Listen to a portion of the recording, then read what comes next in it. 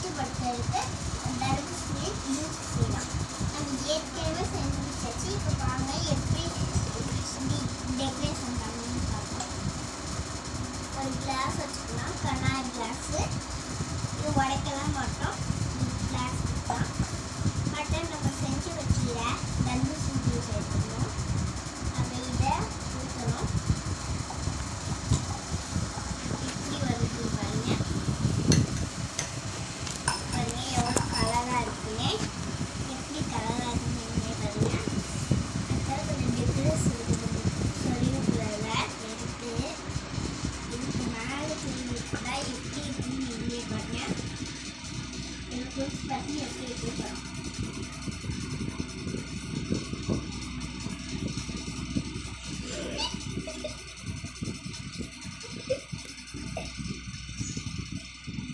சூப்பராக இருக்குது.